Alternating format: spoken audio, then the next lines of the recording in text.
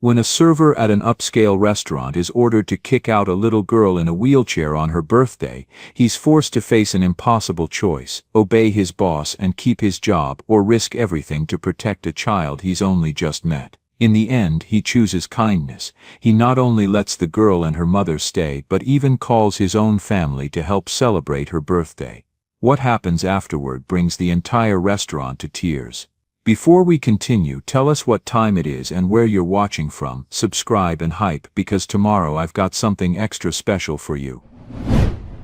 The alarm clock went off at 5:30 in the morning, and Ethan Cole's hand shot out to silence it before the sound could wake his son in the next room. He lay there for a moment in the darkness of his bedroom, listening to the familiar sounds of the city stirring outside their apartment in the Sunset District. Fog pressed against the window, thick and gray. Beside him, Mia stirred. "Morning already, go back to sleep," Ethan whispered.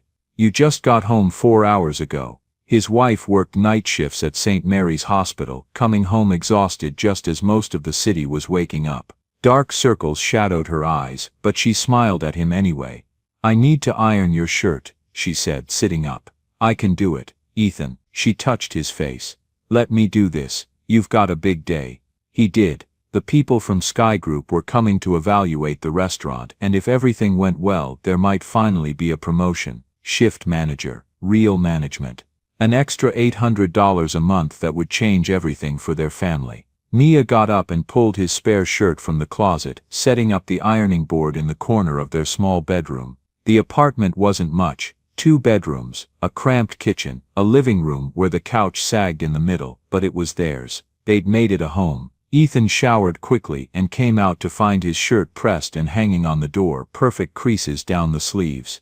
Mia was already back in bed, her eyes closed. "Thank you," he said softly. From the hallway came the sound of small feet running. Their son Liam burst through the doorway, still in his baseball print pajamas, his hair sticking up in every direction.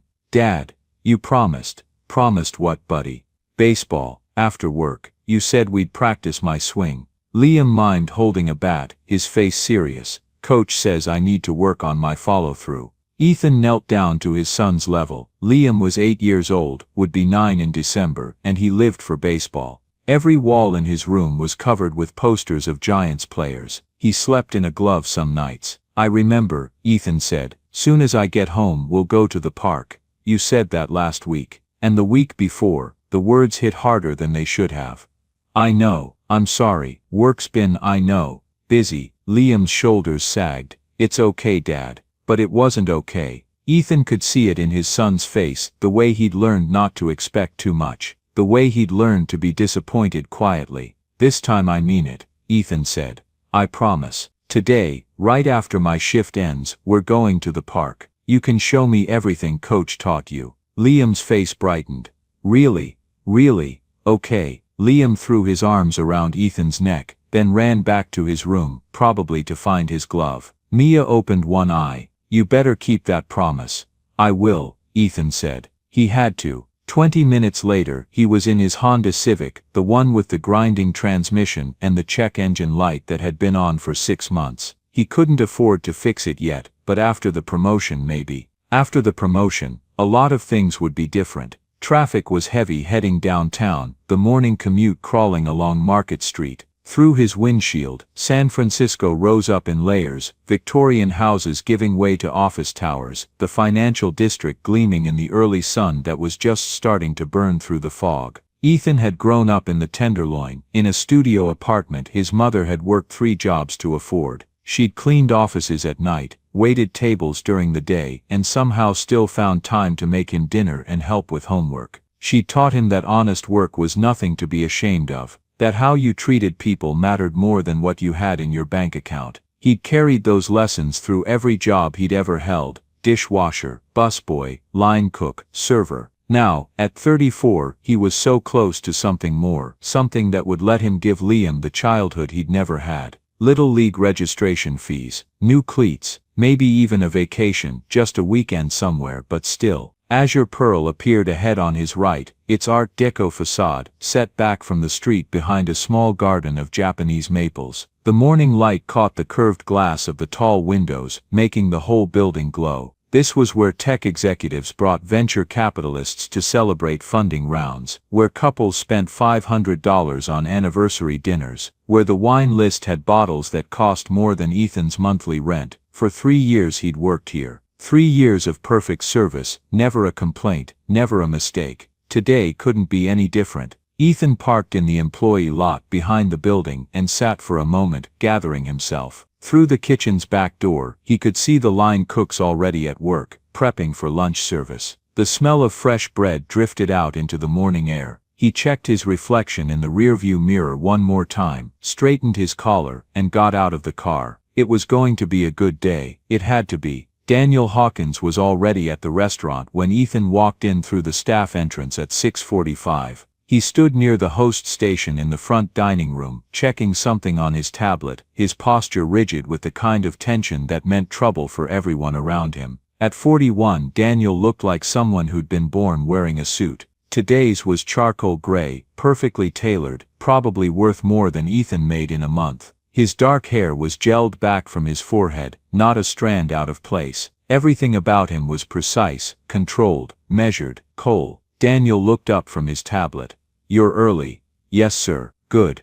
I need to speak with you before service starts." Daniel gestured toward the back hallway. "My office." Ethan followed him through the dining room, past tables already set with white linens and gleaming silverware, past the bar where bottles caught the light like jewels. Daniel's office was barely bigger than a closet, tucked behind the kitchen with just enough room for a desk and 2 chairs. Daniel didn't sit. He stood with his back to the desk, arms crossed. "The Sky Group executives are coming today," he said without preamble. 2 o'clock. That gives us lunch service to make sure everything is absolutely perfect before they arrive. "I understand, do you?" Daniel's eyes narrowed. "Because this isn't just another day, Cole. This is my evaluation. My opportunity to prove I can run a flagship location for a major restaurant group. Which means every single person on staff needs to be flawless today. We will be. You'd better be." Daniel took a step closer. "I've been watching you, you know. 3 years of good service, never late, never a complaint.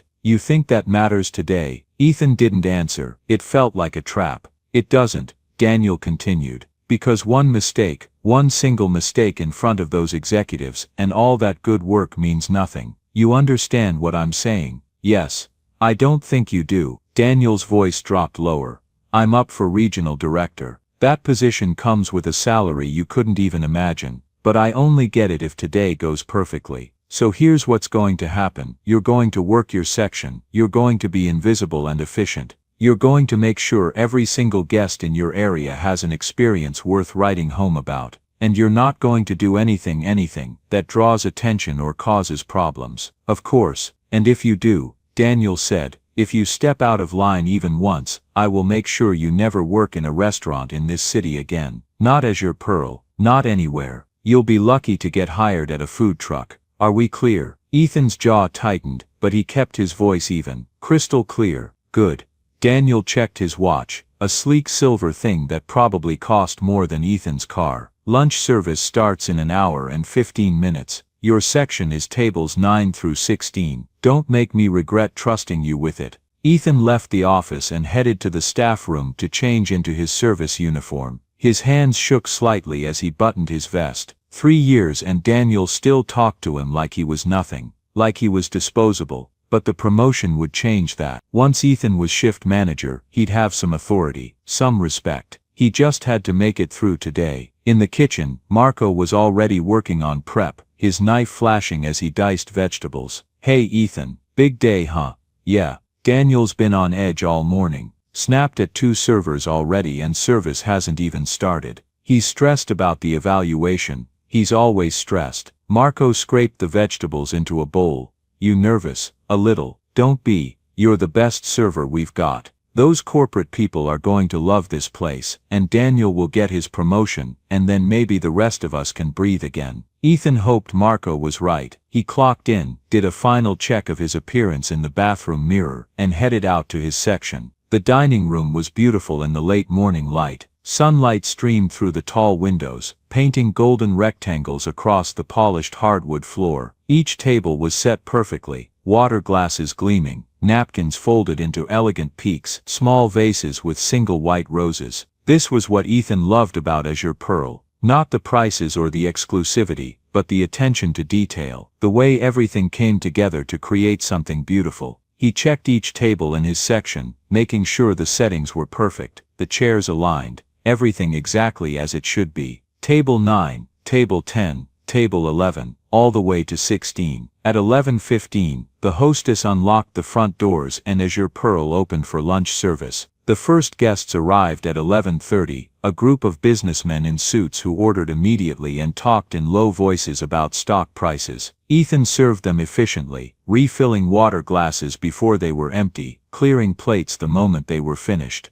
By noon the dining room was half full. The lunch crowd at Azure Pearl was always a mix: business meetings, tourists treating themselves, older couples who'd been coming for years. Ethan moved through his section like a ghost, anticipating needs before they were voiced, invisible until needed. At 11:45, the front door opened and Sarah Mitchell walked in, pushing her daughter's wheelchair. Ethan noticed them immediately, the way you notice anything different in a familiar pattern. The woman was in her early 30s, with light brown hair pulled back in a neat ponytail. She wore a navy blue dress that looked nice but not expensive, the kind of dress someone wears when they want to look their best but can't afford the clothes the other guests were wearing. The girl in the wheelchair was young, maybe 7 or 8 years old. She had strawberry blonde hair, cut short with small clips shaped like butterflies holding it back from her face. Her dress was purple with sparkles along the hem, the kind of dress a little girl picks out herself. The wheelchair was covered in stickers, unicorns, stars, rainbows, and across one arm rest someone had written in silver marker, "Lucy's Magic Carriage."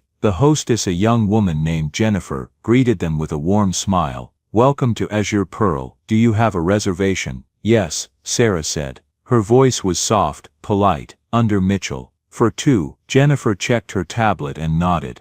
"Of course, right this way." She led them into the dining room, moving slowly to accommodate the wheelchair. Sarah pushed Lucy carefully, maneuvering around chairs and other guests. The carpet was thick, plush, meant to muffle sound and add elegance. It also made pushing a wheelchair difficult. Ethan could see Sarah straining slightly with each push. Several guests glanced over as they passed. Some smiled. Others looked away quickly, the way people do when they're not sure how to react to something unfamiliar. Near the bar area, Daniel Hawkins stood reviewing something with the sommelier. He looked up as the wheelchair approached, and Ethan saw his expression change. Just for a second, a flicker of something across his face before he reset it to professional neutrality. Distaste. Annoyance. Something cold. Lucy was focused on steering, her small hands gripping the wheels. The chair moved in a slightly crooked line, compensating for the thick carpet. As they passed the bar area, the right wheel caught the leg of a chair. It was barely a bump.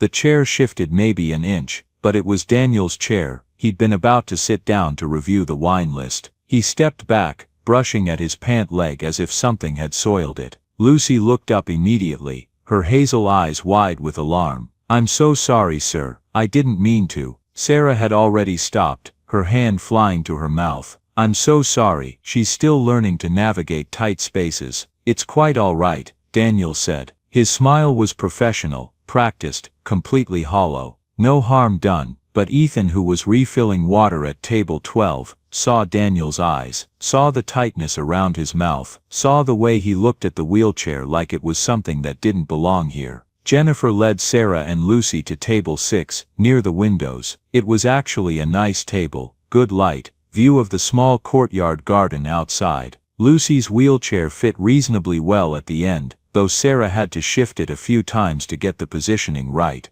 "Your server will be right with you," Jennifer said, handing them menus. "And happy birthday." Lucy's face lit up. "Thank you." As Jennifer walked away, Ethan watched Lucy lean forward to look at her menu. She ran her finger down the page slowly, her lips moving as she sounded out the words. Some of the items had small pictures next to them, the chef's specials, the signature desserts. "Mama," Lucy whispered, loud enough that Ethan could hear from where he stood. "They have chocolate cake with real gold on it." Sarah smiled, but Ethan saw her glance at the prices at the bottom of the menu, saw her do quick math in her head, saw her shoulders tighten slightly. "We'll see, baby," Sarah said gently. Lucy nodded, and went back to studying the menu, but her excitement had dimmed just a little. Across the room, Daniel had moved to the host station. He was looking at something on Jennifer's tablet, but his eyes kept flicking toward table 6, toward the wheelchair. Ethan had a bad feeling in his stomach. He'd worked for Daniel long enough to recognize that look, that calculation, that cold assessment of whether something fit the image Daniel wanted to project. He pushed the feeling away and focused on his own tables. Business lunch at table 9 needed their check. The couple at table 14 wanted dessert menus. Work, he could control work. At 12:15, during a brief lull between orders, Ethan found himself near the bar again. Daniel was there, typing something on his phone.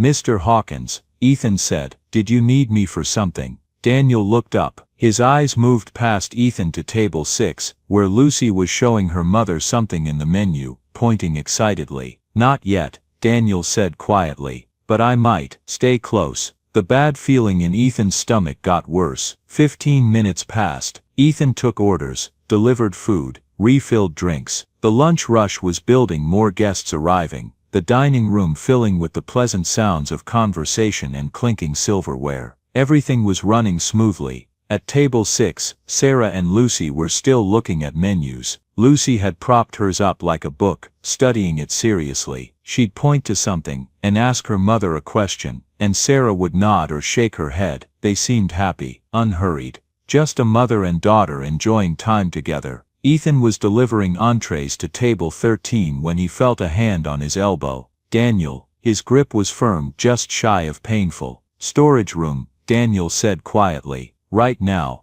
"I'm in the middle of now, Cole." Ethan set the plates down quickly, apologized to the guests, and followed Daniel through the kitchen to the storage room in the back. It was a small space, barely 10 feet by 10 feet, lined with shelves of linens, extra dishes, cleaning supplies. The door closed behind them with a heavy click. Daniel turned to face him. "I need you to do something." "What?" The family at table 6, the mother and the girl in the wheelchair. Daniel's voice was low, controlled, professional, as if what he was about to say was completely reasonable. "I need them gone." Ethan stared at him.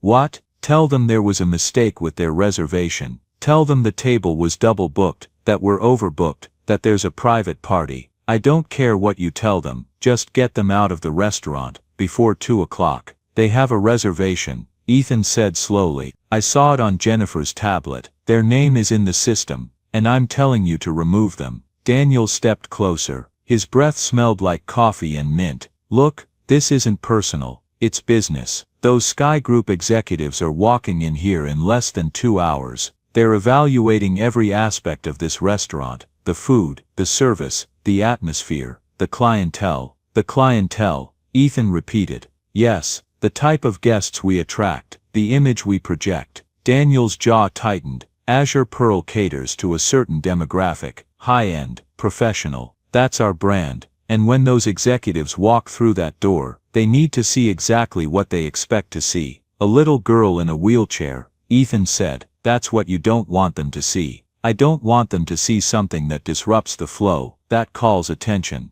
That." Daniel caught himself. "This restaurant has a reputation for elegance and sophistication. That wheelchair is taking up space, blocking sightlines. It's not about the girl, it's about maintaining standards. She's not blocking anything. She's sitting at a table, same as everyone else." "She bumped into my chair earlier," Daniel said sharply. "What if she bumps into a guest? What if someone trips over that chair? What if you're looking for excuses because you don't want a disabled child in your restaurant?" The words came out before Ethan could stop them. Daniel's face went very still. "Be very careful, Cole. I'm not doing this," Ethan said. "I'm not kicking out a family who made a reservation, who came here to celebrate their daughter's birthday. You are if you want to keep your job." Daniel's voice dropped to barely above a whisper. "And if you want any chance at that shift manager position, because I can make one phone call, and not only will you never manage anything in this restaurant, you'll never work anywhere in this city.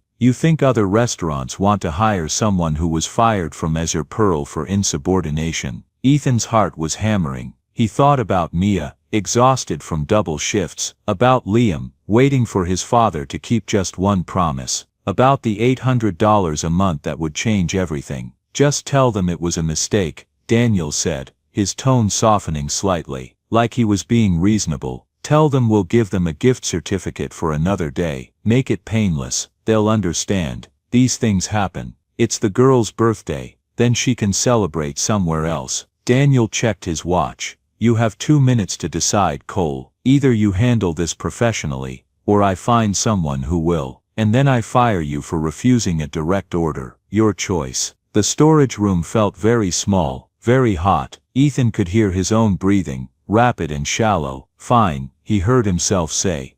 Good man. Daniel clapped him on the shoulder. Get it done. Quietly. Ethan walked out of the storage room on legs that felt disconnected from his body. The kitchen was bright and loud after the dim storage room. Line cooks calling orders, pans sizzling, the dishwasher running. Everything normal. Everything the same as it had been 5 minutes ago, but nothing was the same. He walked through the kitchen, through the swinging doors, back into the dining room. Table 6 was across the floor, bathed in golden afternoon light. Sarah was talking to Lucy, both of them smiling. Ethan crossed the dining room slowly. Each step felt heavy. Sarah looked up as he approached, her face opening in a friendly smile. Hi. We're just about ready to order. Lucy was holding her menu upside down again, pretending to read it with exaggerated seriousness. When she saw Ethan, she turned it right side up and grinned. I'm trying to pick between the chicken and the pasta, but they both sound really good.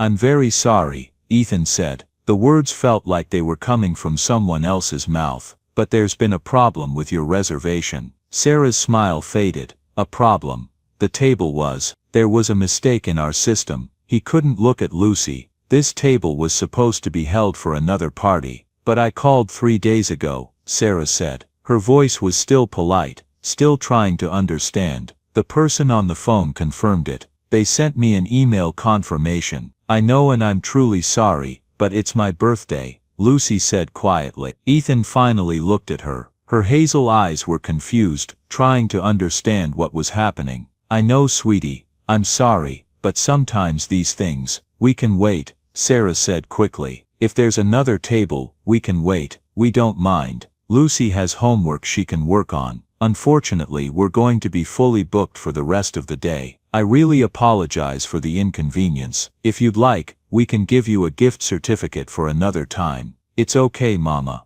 Lucy's voice was very small now. She'd set down her menu, and was staring at her hands, folded in her lap. We can go. It's fine. No, honey. They made a mistake. They need to. I'm used to it, Lucy said. She still wasn't looking up. It's okay. I get it. Sarah's eyes were filling with tears. Lucy, baby, can we just go? Lucy's voice cracked. Please. Sarah stood up slowly, her hands shaking as she reached for her purse. She didn't say anything to Ethan, didn't yell or argue or make a scene. She just gathered her things with quiet, practiced efficiency. Lucy was doing the same, picking up the small backpack that had been hanging on her wheelchair, tucking in the book she'd brought. Her movements were careful, methodical, like she'd done this before, like she'd been asked to leave places before. I'm sorry, Ethan said again, and he hated how useless the words were. Sarah nodded stiffly. She gripped the handles of Lucy's wheelchair, and turned it toward the door. They were 3 feet away when Lucy said,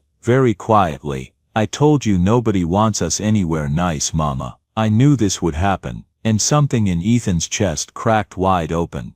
Wait. The word came out before Ethan's brain had caught up to what his mouth was doing. Sarah stopped, her hands still gripping the wheelchair handles. She didn't turn around. Please wait, Ethan said. He moved around to face them, his heart hammering so hard he could hear it in his ears. I made a mistake. Sarah's expression was guarded, tired. It's fine. We're leaving. No, I mean I made a mistake just now, about the table. Ethan knelt down so he was at Lucy's eye level. She was looking at her lap, tears making silent tracks down her cheeks. The table I was thinking of, the one that was reserved, they just called, they canceled. So your table is available after all. Lucy looked up slowly, confused. It is. Ethan stood and looked at Sarah. But actually, if you don't mind, I think I can do better than that window table. The sun gets really bright this time of day, and it can get warm. I have a different spot in mind, quieter, more comfortable. Would that be okay? Sarah was staring at him, trying to understand what had just changed. Yes, of course. Perfect. Follow me. Ethan led them to table 14, a corner booth tucked in an alcove on the opposite side of the dining room. It was actually one of the best seats in the house, more private, with cushioned bench seating, and a perfect view of the courtyard garden, where hummingbirds darted between flowers. More importantly, it was on the far side of the restaurant, out of Daniel's direct line of sight from his usual positions at the host stand and bar. Sarah maneuvered Lucy's wheelchair into position at the end of the booth. The space was wider here, easier to navigate. Lucy wiped her eyes and looked around, taking in the view. "Is this okay?" Ethan asked. "It's beautiful," Sarah said softly. Ethan pulled up a chair and sat down across from them. He grabbed 2 fresh menus from the stand, and set them on the table, then leaned forward, keeping his voice low. "Listen," he said. "I know the prices here they're a lot, but we have some items that aren't on the regular menu. Lunch specials. The pasta primavera is really good. It comes with soup, salad, fresh bread, and chocolate cake for dessert. $28 for both of you." Sarah's eyes widened. $28 for both. It's what we serve for family meal, staff food. But it's the same kitchen, same ingredients, same quality, just simpler. He looked at Lucy. "And birthday girls get extra cake, that part's non-negotiable." Lucy's face was transforming, the sadness lifting like fog burning off in morning sun. "Really, really?" Ethan smiled at her. "The chef makes it fresh every day, chocolate with chocolate frosting. Sometimes he puts strawberries on top." "I love strawberries," Lucy whispered. Sarah was looking at Ethan with an expression he couldn't quite read. Gratitude, mixed with confusion, mixed with something else. "Why are you doing this?" she asked quietly. "Because it's your daughter's birthday," Ethan said. "And because," he paused. How could he explain? "I have a son, Liam. He's 8, almost 9, and if someone tried to make him leave a restaurant on his birthday, I'd want someone to step in, to make it right." "Thank you," Sarah said, and her voice broke on the second word. "You have no idea what this means." "Actually," Ethan said, "I think I do." He looked at Lucy. "Do you want to hear about the specials, or do you need more time with the menu?" "Can I have the pasta?" Lucy asked, "with extra strawberries on the cake?" "You can have whatever you want," Ethan said. "It's your birthday." As he stood up to put in their order, Lucy called out, "Mister?" He turned back. "Ethan. You can call me Ethan, Ethan," Lucy said carefully, like she was trying the name out. "At school, nobody sits with me at lunch. When we play games at recess, the other kids say they're full even when there's space. They just don't want me there because," she gestured at her wheelchair, "because I'm different. I slow things down." Ethan's throat felt tight. "That's not true." "It is though. Last year Mama let me invite my whole class to my birthday party at the park. We rented tables and Mama made a special cake and bought goodie bags. Nobody came. Not one person." Lucy's voice was matter-of-fact, like she was explaining how math worked. "So this year Mama said we'd just do something small. Just us. She said we'd go somewhere nice and pretend we were fancy people for one day." Sarah was crying quietly now, not trying to hide it. "But then that man," Lucy continued. "He was wrong," Ethan said firmly. "He was completely wrong. You belong here. You have just as much right to be here as anyone else. More right, actually, because you're the birthday girl, and birthday girls are basically royalty." Lucy smiled a little. "I don't feel like royalty." "Well, you should, because that's what you are." Ethan looked at Sarah. "Both of you. You're honored guests, and I'm going to make sure you have the best birthday lunch this restaurant has ever served." Sarah wiped her eyes. "Thank you. I can't say it enough. Thank you. Thank me." "By enjoying yourselves," Ethan said. "I'll be right back with some fresh bread and soup." He walked toward the kitchen, his mind racing. He had maybe an hour and 15 minutes before the Sky Group executives arrived. An hour and 15 minutes to give Lucy the birthday she deserved while somehow keeping Daniel from noticing. It wasn't much time, but it would have to be enough. As he pushed through the kitchen doors, he pulled out his phone and typed quickly, I need your help. Can you come to the restaurant? Please, it's important. Bring Liam, and bring that wizard hat he made. He hit send before he could second guess himself. Mia's response came 30 seconds later. On our way. Marco looked up from the sauté station as Ethan approached. What's up? You look stressed. I need a favor. Shoot. Table 14. Little girl's birthday. Can we make it special? Marco's serious expression softened into a grin. Say no more, man. What's she like? 7 years old. Loves strawberries. She's in a wheelchair and she's had a really rough time. Nobody came to her birthday party last year. Nobody. Ethan's voice was rough. I want to give her something good, something she'll remember. We can do that. Marco nodded toward the pastry station. Let me talk to Chen. He's doing the desserts today. We'll figure something out. Thanks. Ethan put in the order for 2 pasta primavera specials, then grabbed fresh bread in the soup of the day, butternut squash with sage. He loaded everything onto a tray and headed back out to the dining room. Table 14 was laughing when he arrived. Lucy was telling her mother a story about her teacher using her hands to gesture wildly. The sight made something in Ethan's chest loosen. Butternut squash soup, he said, setting down the bowls. And fresh sourdough bread still warm. Lucy's eyes went wide. It smells so good. It's one of our specialties. And Ethan pulled out his phone and checked the time. 12:42. Your entrees will be out in about 15 minutes. Sarah tore off a piece of bread and handed it to Lucy, who dipped it in the soup carefully. When she tasted it, her whole face lit up. Mama, it's like eating a cloud. Sarah laughed, a real laugh, warm and genuine. A cloud, a fancy cloud, a princess cloud. They were still eating soup when Ethan saw movement near the front entrance. Mia pushed through the door, still in her scrubs, her hair pulled back in a ponytail. Liam was beside her, bouncing on his toes with excited energy, clutching something purple and cone-shaped. Ethan met them near the host stand. Thank you for coming. Are you in trouble? Mia asked, scanning his face with the practiced eye of a nurse who'd learned to read her husband's moods. No, maybe. I don't know. He shook his head. I'll explain later. Right now I need you to meet someone. He led them across the dining room to table 14. Lucy looked up as they approached, curious. Lucy, Ethan said, I want you to meet my family. This is my wife Mia. And this is my son Liam.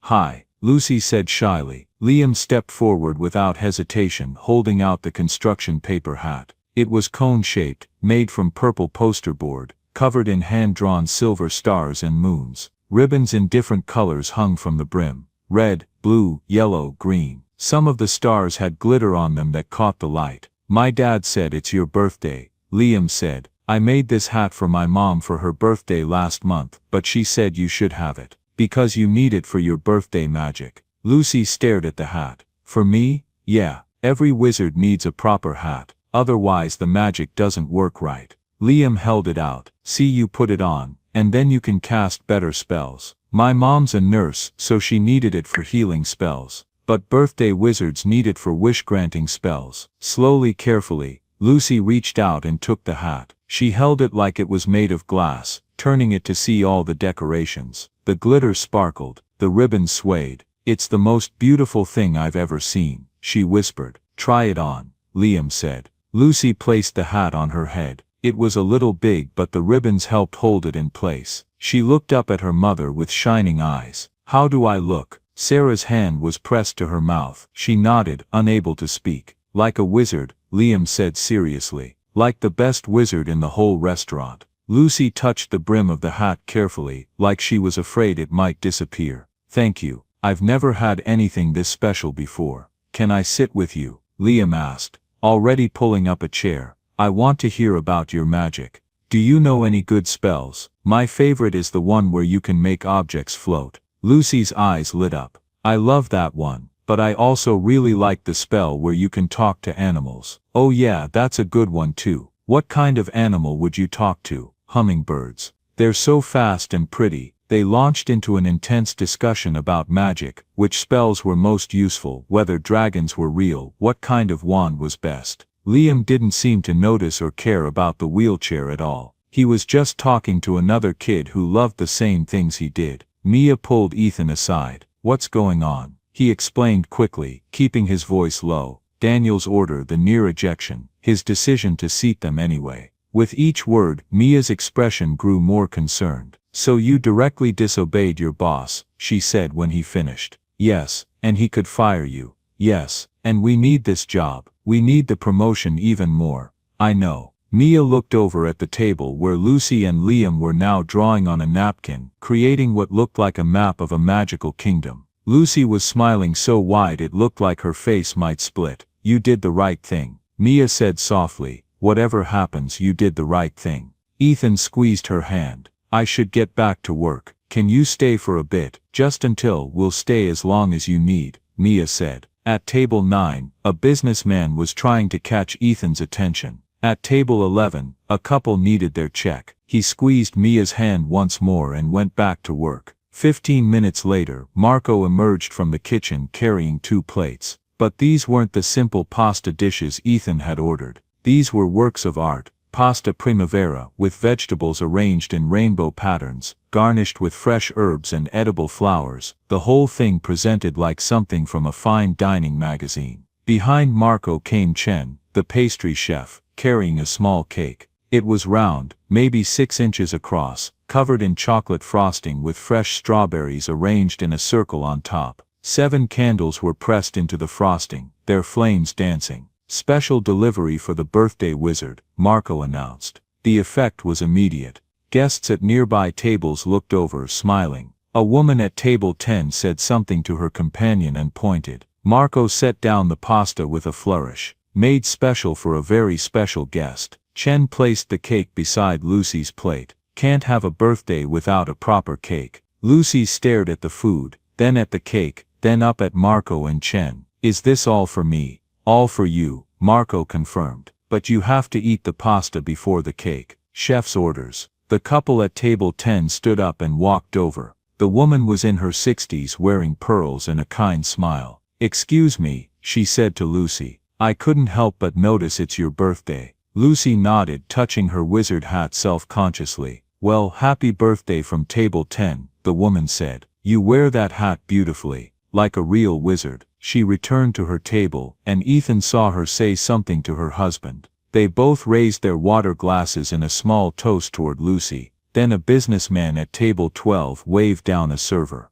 "It's the little girl's birthday, send her something from the bar. A Shirley Temple, put it on my bill." Word was spreading through the dining room like ripples in water. The bartender made an elaborate Shirley Temple with extra cherries and a paper umbrella. A family with 2 teenagers at table 7 waved at Lucy and smiled. The teenagers held up their phones and gave her a thumbs up. People started gathering around table 14, not crowding, just showing up, smiling, offering birthday wishes, treating Lucy like she mattered. Someone started singing, "Happy birthday to you." Others joined in. The song filled the restaurant, off-key, imperfect and absolutely sincere. Servers joined in. Line cooks came out of the kitchen. Even some of the guests who didn't know Lucy sang along because it was a birthday, and birthdays mattered. Lucy sat frozen in her wheelchair, her wizard hat slightly askew, tears streaming down her face, but she was smiling. Smiling so hard it looked like her whole face would crack open from the joy of it. When the song ended, the entire restaurant applauded. Lucy blew out the candles in one breath, and everyone cheered. "What did you wish for?" Liam asked. "I can't tell you," Lucy said, still crying, still smiling. "Or it won't come true." But Ethan, watching from a few feet away, thought the wish might have already come true. Because Lucy was looking around the restaurant at all these strangers who'd stopped what they were doing to celebrate her. All these people who'd seen her and decided she was worth celebrating. She looked like she was memorizing it, storing it away to remember later, when things got hard again. And Ethan knew this was why he'd risked everything. Because this moment, this pure perfect moment of joy on Lucy's face was worth more than any promotion. Worth more than job security. Worth everything. He just hoped Daniel hadn't noticed. Daniel Hawkins stood at the edge of the dining room, absolutely motionless, staring at table 14. His face had gone completely white, drained of all color, like someone had opened a valve and let everything out. His hands were clenched into fists at his sides. A vein throbbed visibly in his temple. Behind him the front door opened. 3 people entered, 2 men in expensive charcoal suits and a woman in a blazer that probably cost more than a month of Ethan's salary. They carried leather briefcases and moved with the confident efficiency of people who made important decisions for a living. The Sky Group executives, arriving exactly on time. Ethan's heart stopped. Daniel's eyes moved from the executives to table 14, where Lucy sat in her wizard hat, surrounded by well-wishers with Ethan's family at her side and half the restaurant turned toward the celebration. Then his eyes snapped back to the executives. His jaw clenched so hard Ethan could see the muscles jumping. Then Daniel was moving. He crossed the dining room with long aggressive strides, his shoes clicking hard against the hardwood floor. Conversations faltered as he passed. Guests looked up, sensing the sudden shift in atmosphere. He reached table 14 and planted himself directly in front of Lucy. His hands went to his hips. His voice was loud, not shouting but projected to carry. "Excuse me," he said, cutting through the warm buzz of celebration like a knife through silk. "What exactly is going on here?" Sarah looked up, startled. The smile died on her face. "I'm sorry, this table." Daniel gestured sharply, his movements tight and controlled. "This table was supposed to be reserved. You shouldn't be sitting here." "We have a reservation," Sarah said. Her voice was steady but Ethan could see her hands trembling. "Your server seated us, without proper authorization." Daniel's voice was getting louder. Other tables were turning to look now, the joyful atmosphere curdling into something tense and uncomfortable. This table was being held for VIP guests. "This is completely unacceptable." "That's not true," Ethan said, stepping forward. His heart was hammering so hard he felt dizzy. "I seated them. The table was available." "Was it?" Daniel turned on him, and the rage in his eyes was barely controlled. "Because I don't recall authorizing you to seat anyone at this table. In fact, I specifically told you to handle a seating issue, and you directly defied my instructions." The executives near the entrance had stopped walking. They were watching now, their expressions unreadable. Daniel turned back to Sarah and Lucy. "I'm going to have to ask you to leave the restaurant." "We're eating," Sarah said. Her voice had gone cold now, hard. "We made a reservation 3 days ago. We're paying customers." "You have no right." "I have every right." Daniel reached for the wheelchair handles. "This table is needed. You'll have to finish your meal elsewhere." "Don't touch my daughter," Sarah said sharply, standing up so fast her chair scraped across the floor. But Daniel had already grabbed the handles. He started to push the wheelchair backward, away from the table. Lucy let out a small frightened cry, her hands flying to grip the armrests. "Stop," Ethan said, moving to block Daniel's path. "Stop right now." "Move aside, Cole," Daniel said through clenched teeth. "Or you're fired. Effective immediately. Then fire me." Ethan put his hand on the wheelchair, stopping its backward movement.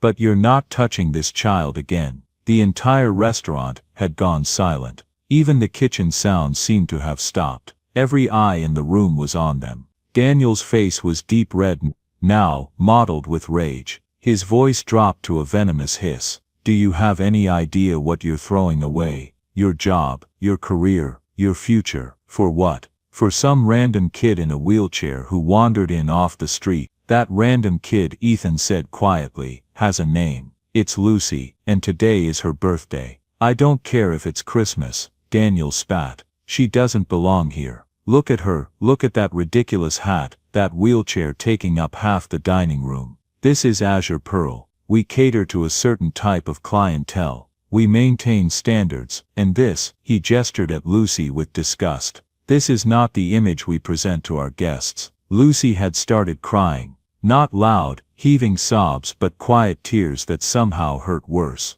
Her small voice was barely audible. "I knew this would happen. I told Mama. I knew I'd ruin everything." "You didn't ruin anything, baby," Sarah said fiercely, kneeling beside the wheelchair. But her own voice was breaking, tears running down her face. "Move aside," Daniel barked at Ethan. He reached past him and grabbed the wheelchair handle again, yanking it hard. The chair rolled backward sharply. Lucy yelped, her body jerking with the sudden movement. The wizard hat fell off her head and tumbled to the floor, ribbons tangling. Something inside Ethan snapped. "That's enough." His voice rang through the restaurant, loud and clear and furious. He stepped forward until he was inches from Daniel's face. You want to fire me? Fine, do it. You want to throw me out of this restaurant? Go ahead. But you are not. His voice cracked with emotion. You are not going to bully a 7-year-old girl on her birthday because you're embarrassed that she exists.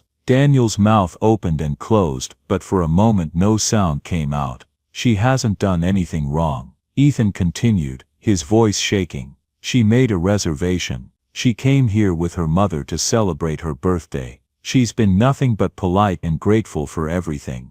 The only person disrupting this restaurant right now is you. A scattering of applause broke out from table 10. Then table 12 joined in. Then table 7. Daniel spun around, searching for the source, his face now purple with rage. His eyes found the Sky Group executives standing near the entrance, clearly able to see and hear everything. This is completely unacceptable, Daniel said, his voice rising with desperation. He pointed at Ethan with a shaking finger. This employee has been insubordinate all day. He seated customers without authorization. He ignored direct orders. He's created this entire disruption. I was simply trying to manage the situation and by physically removing a child.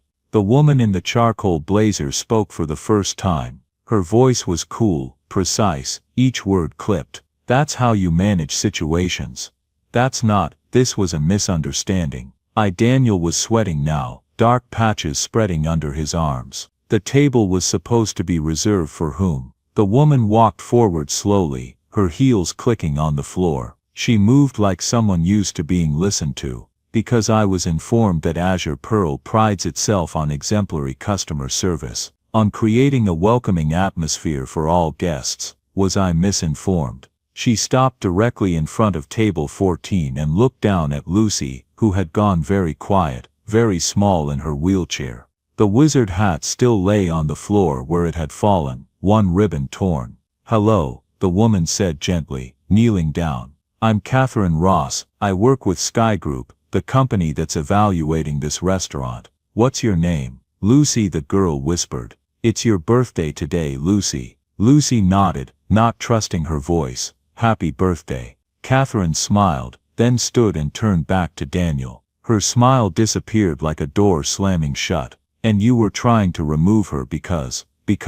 Daniel's voice was strangled. He looked around desperately, as if searching for support. Because I thought, the wheelchair wasn't appropriate for what? Catherine's voice was sharp now, cutting. For your image, for your standards. Please finish the sentence. I was trying to maintain the restaurant's reputation. Daniel's voice cracked. To present the right atmosphere when you arrived. You thought a child in a wheelchair would be bad for business, Catherine said flatly. Is that what you're telling me? No, I would never. That's not what I meant. Because what I just witnessed, Catherine continued, her voice like ice, was a manager attempting to physically remove a paying customer from their table. A child, on her birthday, while your employee tried to protect her from you. Is that an accurate summary? One of the male executives stepped forward. He was older, maybe 60, with silver hair and sharp eyes. You also threatened to fire that employee. I heard you say the words, for doing what, exactly? For preventing you from committing what could reasonably be considered assault. It wasn't assault. Daniel's voice was nearly a shout now. I was trying to move a wheelchair. That's not, you grabbed it without consent, the executive said. You pulled it hard enough to make the child cry out in fear. In most jurisdictions, unwanted physical contact with a minor is absolutely assault. Did they not teach you that in management training? Daniel stared at them, his mouth working but no sounds coming out. Sweat was running down his face now, darkening his collar. You don't understand. The pressure, the evaluation. I was trying to make everything perfect for you.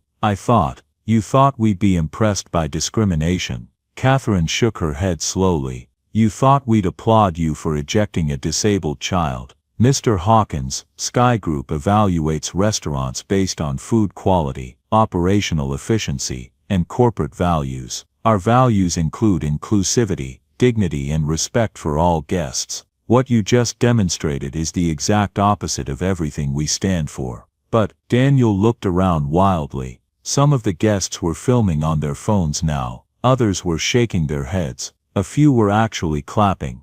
This is my restaurant, I run this restaurant. You can't.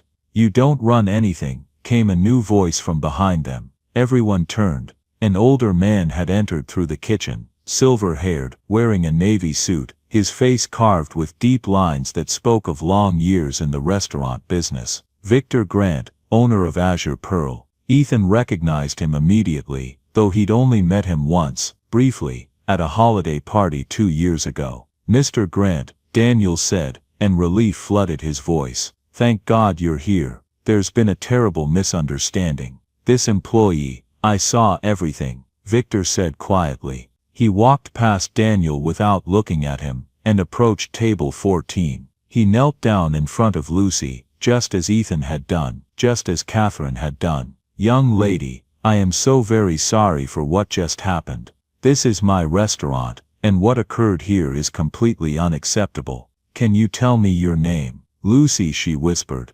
Lucy, I'm Victor, I own Azure Pearl, and I want you to know that what that man, he gestured toward Daniel without looking at him. What he said and did does not represent this restaurant, or its values. You are welcome here. You have always been welcome here, and you always will be welcome here. Lucy stared at him with wide eyes. Really, really? Victor's voice was gentle but firm. Did he hurt you when he grabbed your wheelchair? No, he scared me though. I thought, her voice got smaller. I thought I was in trouble. I thought I did something wrong. You did absolutely nothing wrong, Victor said. Not one single thing. The only person who did something wrong was him. He stood and turned to face Daniel. My office, now. Mr. Grant, if I could just explain, I said now. Victor's voice wasn't loud, but it carried absolute authority. Unless you'd prefer to have this conversation in front of everyone. Daniel's face cycled through several emotions: rage, fear, desperation. He looked at the Sky Group executives, at the guests filming, at Ethan standing protectively beside Lucy's wheelchair. Finally he looked at Victor. You don't understand the pressure I was under, Daniel said, and his voice had gone hollow. The evaluation, the promotion, everything riding on today. I was just trying to what? Victor asked, to hide the fact that disabled people exist. To pretend that everyone who walks through our doors is exactly the same. That's not hospitality, Daniel. That's prejudice wrapped in a suit and tie. Daniel opened his mouth, closed it, opened it again. No words came. Upstairs, Victor said. Now, he turned to Ethan. You come too. Ethan's stomach dropped. This was it. Daniel would blame him for everything, and Victor would fire them both to clean house. He looked at Mia, who reached out and squeezed his hand.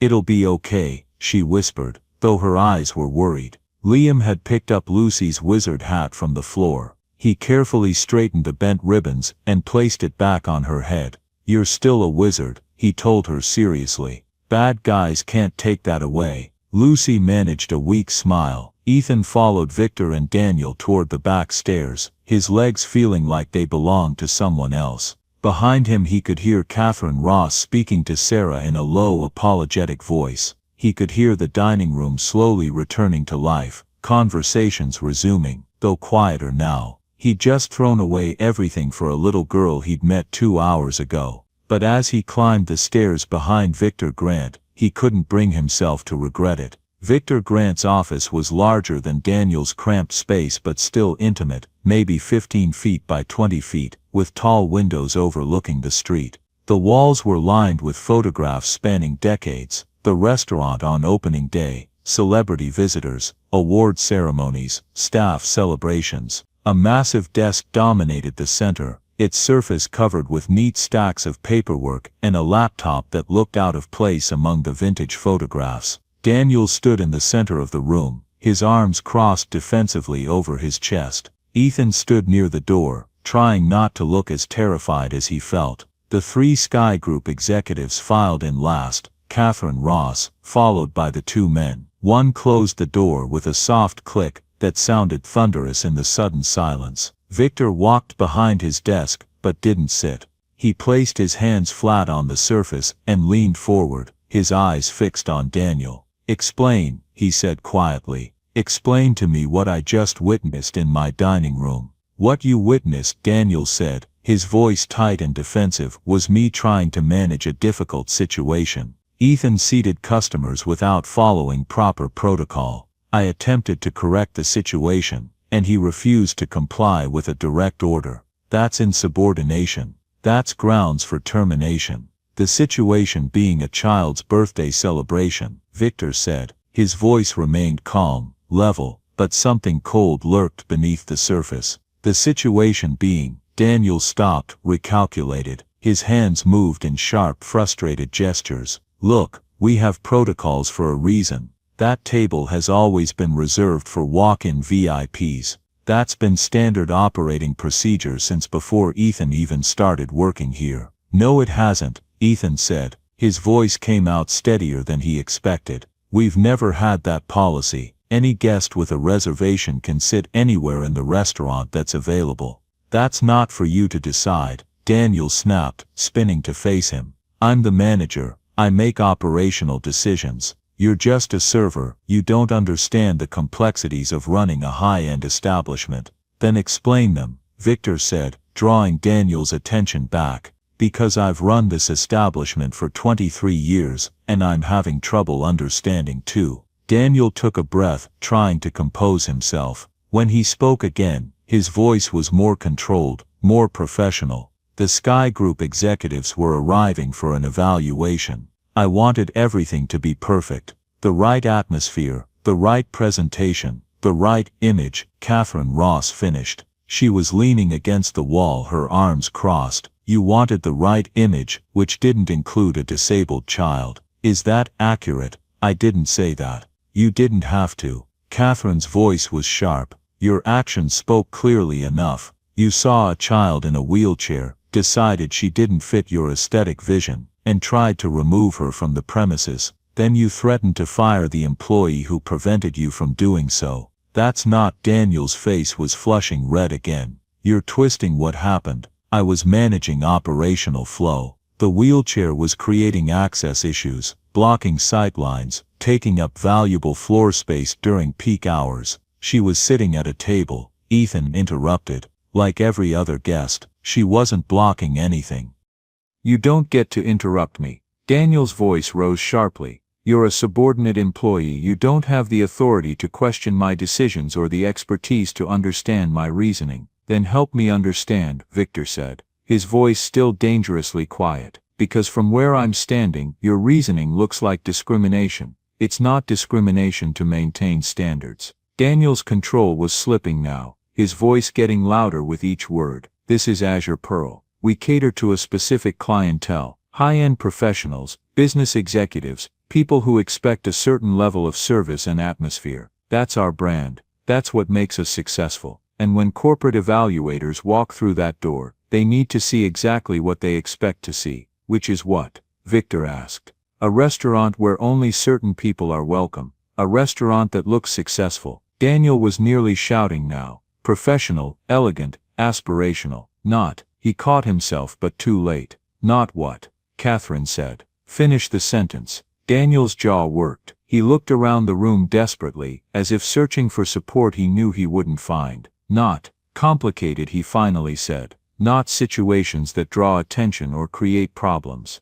A child," Victor said slowly, "in a wheelchair, that's what you consider a problem." "I didn't say that." "You absolutely did," interjected one of the male executives. He was the older one with silver hair, and his voice carried the weight of someone used to cutting through lies. "Maybe not in those exact words, but the meaning was crystal clear. You saw a disabled child, and decided she was bad for business. I was protecting the restaurant's reputation." Daniel's voice cracked. "Everything I did was for this restaurant. The long hours, the attention to detail, the constant pressure to maintain excellence. I've given 3 years to Azure Pearl, 3 years of perfect service, perfect reviews, perfect operations, and now one incident, one decision made under extreme pressure, and suddenly I'm the villain." "You grabbed a child's wheelchair," Ethan said, and his voice was shaking now with barely controlled anger. You yanked it hard enough to scare her. You made her cry on her birthday. You told her mother she had to leave even though they had a reservation.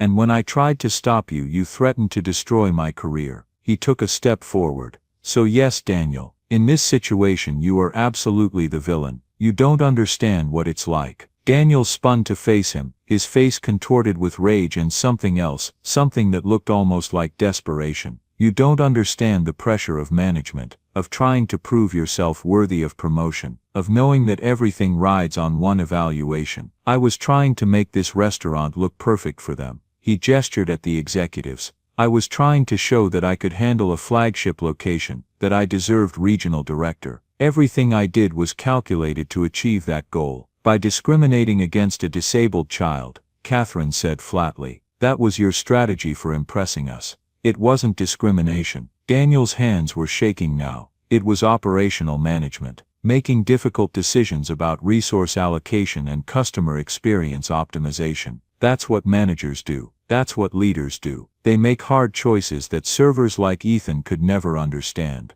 I understand perfectly, Ethan said quietly. You're a bully who picks on people smaller and more vulnerable than you. That's not leadership. That's cowardice. Daniel's face went from red to nearly purple. How dare you? Enough, Victor said. And though his voice wasn't loud, it cut through the rising tension like a blade. I've heard enough from both of you. He straightened up from his desk, his eyes moving from Daniel to Ethan and back. Daniel, you're fired. Effective immediately. Clear out your personal belongings from your locker and leave the premises. You have 30 minutes. After that, if you're still here, I'll have you arrested for trespassing. The room went absolutely silent. Daniel stared at Victor, his mouth hanging open. You can't be serious. I've never been more serious in my life, Victor said. What you did today, the way you treated that family, the way you spoke to my employee, the values you demonstrated, that is not what Azure Pearl stands for. That is not what I built this restaurant to be. And I will not have someone like you representing us to anyone, let alone corporate partners. But Daniel looked wildly at the Sky Group executives. You can't possibly think this is fair. One incident, one decision. You're going to throw away 3 years of perfect service because of one incident of assault, the silver-haired executive said. One incident of discrimination. One incident of threatening an employee who tried to do the right thing. Would you like me to continue? I didn't assault anyone. Daniel's voice was reaching a hysterical pitch. I moved a wheelchair. That's not assault. That's not. You grabbed a child's wheelchair without her consent or her mother's consent, and pulled it hard enough to make her cry out in fear, Catherine said, each word precise and damning. In most jurisdictions that is absolutely assault. You're lucky that family isn't pressing charges. You're lucky we're not recommending that Mr. Grant pursue legal action, because from a corporate liability standpoint, what you did today opened this restaurant up to a potential discrimination lawsuit that could cost millions. Daniel's face had gone from purple to white. All the blood seemed to drain out of him at once.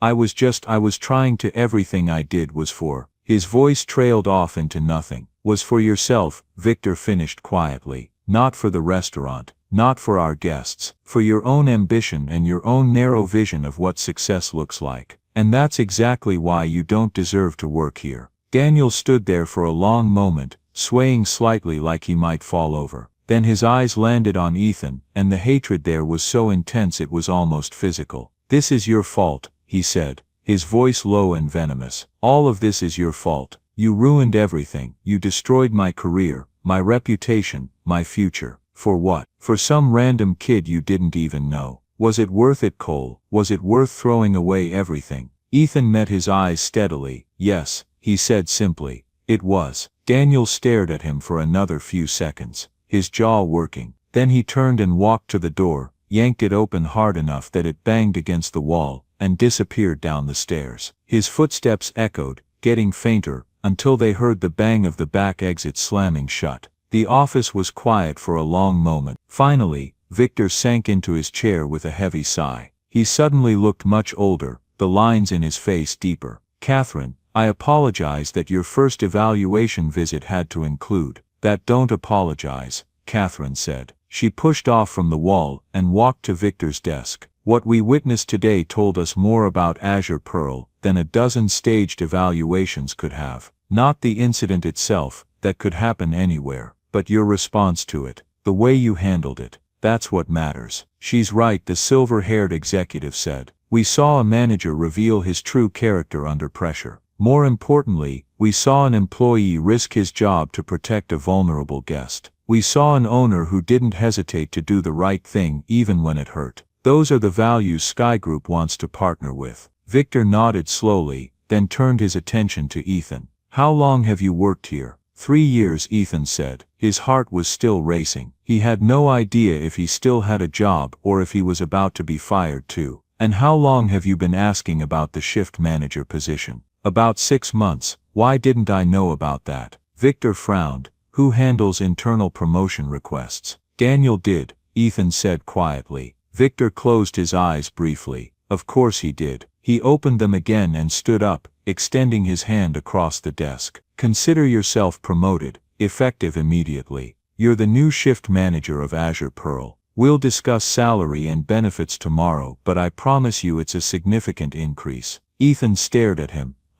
What? You're promoted, Victor repeated. Anyone who'll risk their job to protect a guest, especially a vulnerable child, that's someone I want in management. That's someone who understands what hospitality actually means. She's absolutely right, Catherine said. She was smiling now. Mr. Cole, if Mr. Grant hadn't just promoted you, I was planning to offer you a position with Sky Group myself. What you did today showed more leadership than I've seen from most managers with decades of experience. Ethan couldn't find words. He looked from Victor to Catherine to the other executives, trying to process what was happening. One condition, Victor said. That family downstairs, Sarah and Lucy, I want you to personally make sure the rest of their meal is perfect. And I want you to tell them that their next 3 visits are on the house. Full meals, whatever they want. This restaurant owes them an apology. Yes sir, Ethan managed. And Ethan? Victor's expression softened. Thank you for reminding me what this place is supposed to stand for. Ethan shook his hand, still slightly dazed, and headed for the door. As he reached it, Catherine called out, Mr. Cole. He turned back. That little girl is lucky you were working today, she said. We all are. Ethan nodded, not trusting his voice, and walked out into the hallway. His hands were shaking, his legs felt weak, but as he descended the stairs back toward the dining room, he felt something else too. Pride, pure, uncomplicated pride in having done the right thing, even if it had meant risking everything. 1 month later, on a Tuesday afternoon in late October, Ethan Cole stood in the Azure Pearl dining room, doing a final walkthrough before evening service. Autumn sunlight slanted through the tall windows, painting the hardwood floor in shades of gold and amber. The tables were set for dinner, white linens crisp, silverware gleaming, small vases with seasonal flowers at each setting. The restaurant felt different now, not in any physical way. The layout was the same, the decor unchanged, the menu largely familiar. But something in the atmosphere had shifted. The staff smiled more. Conversations between servers and guests lasted longer. People lingered over coffee, reluctant to leave. Word had spread about what happened that September afternoon. Social media, local news, conversations in coffee shops and offices across the city. The restaurant that stood up for a disabled child. The server who risked his job. The owner who fired his manager rather than compromise his values. Business had increased by 20%. Reservations were booked 3 weeks out. People wanted to eat at a place that treated kindness as seriously as it treated cuisine. The irony wasn't lost on anyone. Ethan checked table 14, Lucy's table, as the staff had started calling it. Every Saturday at noon, like clockwork, a wheelchair decorated with unicorn stickers rolled through the front door. Sarah and Lucy had become regular fixtures, trying different items from the menu, always staying for dessert. Today was Tuesday, not Saturday, but Lucy had asked if she could come on a weekday to show her new friends from school the restaurant. Sarah had called ahead, and Ethan had personally reserved a larger table to accommodate 4 guests instead of 2. At 12:15 they arrived. Lucy wheeled herself through the door with confident pushes, her wizard hat perched on her head. It was looking worn now, the construction paper bent and faded, several stars missing, ribbons tangled beyond repair. but Lucy wore it every single time she came to the restaurant. She'd even worn it to school a few times, though kids had made fun of her until her teacher started calling her the Wizard of the Reading Corner, and suddenly it was cool again. Behind Lucy came Sarah, and behind Sarah came two other girls about Lucy's age. One was blonde with glasses, the other had dark skin and intricate braids. Both were talking excitedly, pointing at the decor and the elegant place settings. "Ethan," Lucy called out when she saw him, waving enthusiastically. He walked over and knelt down to her level. "Hey Lucy, ready to show your friends around? This is Megan and this is Taylor," Lucy said proudly, gesturing to the other girls. "They're from my class. I told them about the magic cake. The best cake in the city," Ethan confirmed solemnly. "I think Chen is making chocolate today. Maybe with extra strawberries if you ask nicely." Lucy grinned. "Can we sit at our special table, already set up for you?" He led them to table 14, which now had 4 place settings instead of 2. The staff had taken to keeping it available on Saturday afternoons, turning away other reservations if necessary. Victor had made it clear, Lucy and Sarah were priority guests. As they settled in, Marco emerged from the kitchen with a tray of fresh bread and a small dish of seasoned olive oil. "For the wizard and her companions," he said with a theatrical bow. The new girls giggled. Lucy sat up straighter, pleased. Over the next hour, Ethan watched as Lucy showed her friends around the restaurant between courses. She introduced them to Marco and Chen, explaining how they'd made her birthday cake special. She pointed out the booth where the businessman had sent her a Shirley Temple. She told them about the song, about all the strangers who'd joined in, about the moment she'd realized she wasn't alone. And that's when Ethan stopped the mean man, Lucy was saying as Ethan refilled their water glasses. "He stood right in front of my wheelchair and said nobody could make me leave." Megan looked up at Ethan with wide eyes.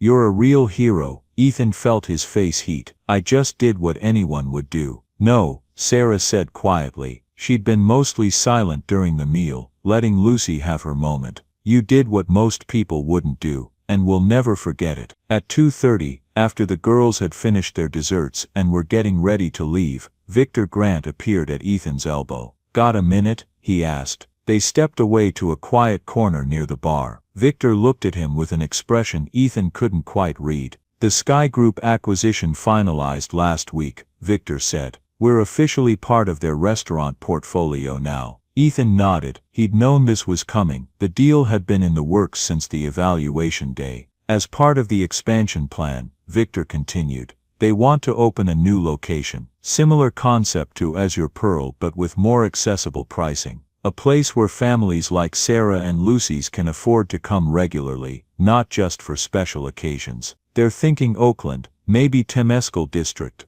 "That sounds great," Ethan said carefully, wondering where this was going. "They want you to manage it." Ethan froze. "Me? General manager. Full benefits package, salary increase, complete operational control. You'd hire your own staff, design your own service protocols, build the restaurant culture from the ground up." Victor smiled. "Catherine Ross personally requested you. She said you're exactly the kind of leader they want representing the Sky Group brand." "I don't know what to say." "Say you'll think about it." Victor handed him a folder. "The details are in here. Salary timeline, location specs. They want to open in February, which means you'd need to start planning and hiring in December. Take some time to discuss it with your family." "But Ethan," Victor's expression grew serious, "you deserve this. Not because of what happened with Daniel, though that certainly didn't hurt, but because you understand something that too many people in this business forget. Hospitality isn't about white tablecloths and wine lists. It's about making people feel valued, making them feel like they matter." Ethan took the folder with hands that weren't quite steady. "Thank you, for everything." "Thank you," Victor said, "for reminding me why I got into this business in the first place." That evening, after his shift ended, Ethan sat at the small kitchen table in his apartment with the folder open in front of him. Mia was reading over his shoulder, her hand resting on his back. Liam was in his room, supposedly doing homework but probably reading comic books. "It's a lot of money," Mia said quietly, pointing at the salary figure. "Almost double what you're making now." "Yeah, and it's your own restaurant, you'd be in charge of everything." "Yeah, so why do you look scared?" Ethan turned to look at her. because what if I mess it up? What if I'm not ready? I've only been shift manager for a month. Running an entire restaurant from scratch. You'll figure it out. Mia's voice was firm. You know why they chose you? Because you did the right thing when it was hard. Because you stood up to someone with power when someone vulnerable needed protection. That's leadership, Ethan. Not the kind you learn in business school. The kind that actually matters. What if we fail? Then we fail together. She squeezed his shoulder. But I don't think you're going to fail. I think you're going to build something amazing. Something that makes people feel welcome and valued and seen. Just like you did for Lucy. Ethan looked back down at the folder. At the architectural renderings of a bright open space with wide aisles for wheelchairs and high chairs for children. At the proposed menu with reasonable prices. At the mission statement, exceptional food and service for everyone, not just the privileged few. I want to do it, he said. Then do it. He picked up his phone and composed a text to Victor. I'm in. Let's build something special. The response came 3 minutes later. I knew you would be. Welcome to the team. Dinner tomorrow to celebrate. Ethan smiled and typed back. Only if Lucy and her family can come too. They're part of this story. Wouldn't have it any other way. 3 months later, on a cold February morning, Ethan stood outside the new restaurant location in Oakland's Temescal district. The building was still under renovation, construction crews moving in and out, the sound of power tools echoing from inside, but the sign had just been installed above the door. Not Azure Pearl 2, as some people had suggested, something different, something that honored what had brought them here. The Wizard's table below it, in smaller letters, a Sky Group restaurant, everyone, welcome. Mia stood beside him, bundled in a winter coat, watching the sign being secured. It's perfect. You think? Ethan was nervous. They'd spent weeks discussing the name, worried it might be too whimsical, too specific to one story. But Catherine Ross had loved it immediately. It tells people exactly what we're about, she'd said. Magic isn't about fancy tricks. It's about transformation. About ordinary moments becoming extraordinary. That's what we're selling. Behind them a familiar voice called out, is that it? Is that the sign? They turned to see Sarah pushing Lucy's wheelchair down the sidewalk. Lucy's face was tilted up, staring at the sign with wide eyes. She'd grown in the past few months, taller, more confident. The wizard hat was long gone, finally too tattered to wear, but she'd started carrying a small wand in her backpack. For emergencies, she'd explained seriously. That's it, Ethan said. What do you think? It's named after me, Lucy said, and her voice held wonder. The wizard, that's me. It's named after what you taught us. Ethan corrected gently. That magic happens when people choose to be kind. When they see someone who needs help and decide to act. Lucy wheeled closer to the building, studying the windows where workers were installing tables. Will there be room for wheelchairs?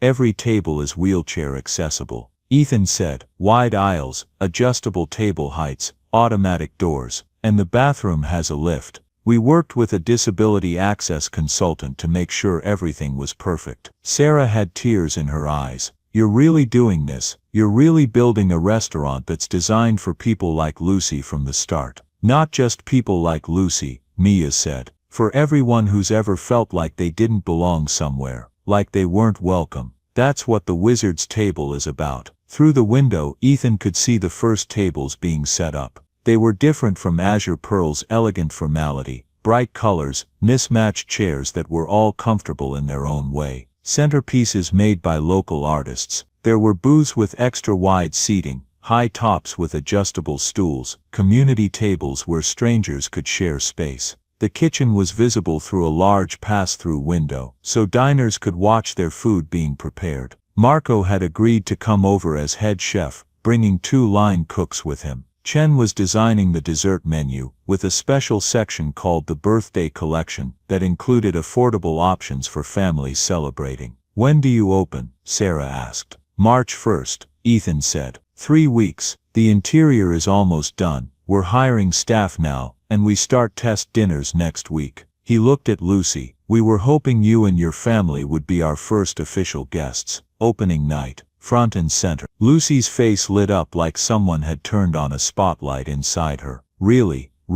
but only if you promise to be honest about the food. We need someone who'll tell us the truth. I can do that, Lucy said solemnly. I'm very good at the truth. They talked for a few more minutes, watching the construction crews work, discussing menu ideas and decor choices. Lucy wanted to know if there would be chocolate cake. Sarah wanted to know if the prices were really as reasonable as the projections suggested. Mia talked about bringing Liam's Little League team for a celebration dinner when they made the playoffs. Finally, as the afternoon sun started to sink toward the bay, Sarah said they needed to get home for homework and dinner. But before they left, Lucy grabbed Ethan's hand. "Can I tell you something?" she asked. "Of course. Remember my birthday, when you let us stay at Azure Pearl, and everyone sang and everything was perfect? I remember that day when I blew out my candles. I made a wish." Lucy looked up at him seriously. "I wished that someday there would be more places like that,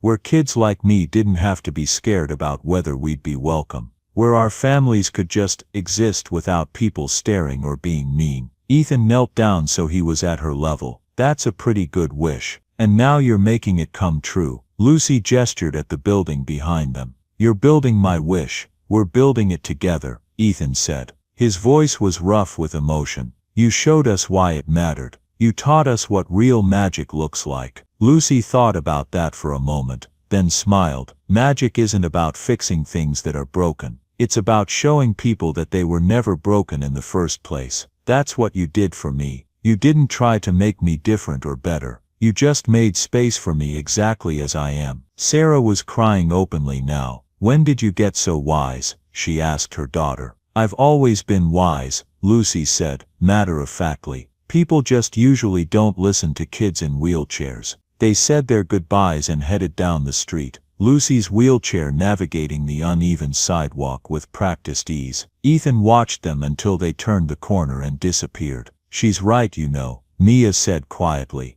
"About the magic. About making space for people as they are." "I know." Ethan looked back at the building, his building now, his restaurant, and felt a wave of responsibility mixed with excitement. "I just hope we can live up to it." "You will," Mia said. "We will." That evening, back at Azure Pearl for one of his last shifts before the transition, Ethan walked through the dining room and stopped at table 14. Someone had framed the wizard hat, what was left of it, and mounted it on the wall above the table. Below it, a small brass plaque read, "For those who believe everyone deserves a seat at the table." It had become something of a landmark. Guests asked about it. Servers told the story. Tour guides included it in their walking tours of San Francisco restaurants. But Ethan barely noticed the tourists or the attention. He was thinking about Lucy's words about wishes and magic, and the simple act of making space for people. About how sometimes the most extraordinary thing you can do is the simplest: see someone who feels invisible and choose to make them visible. Choose to say, "You belong here, you matter, you are welcome."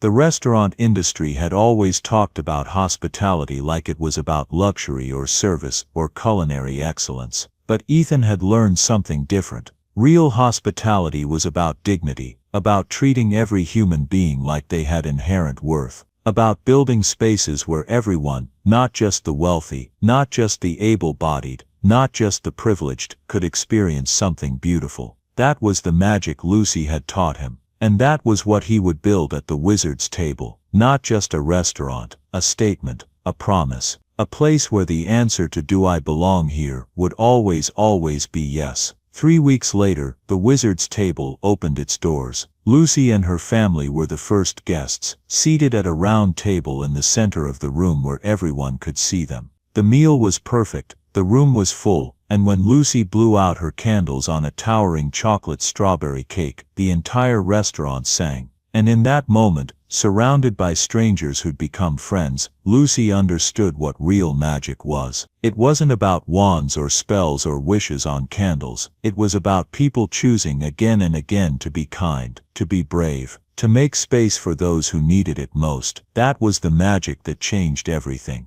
That was the magic that had always been there, waiting to be seen. Join us to share meaningful stories by hitting the like and subscribe buttons. Don't forget to turn on the notification bell to start your day with profound lessons and heartfelt empathy.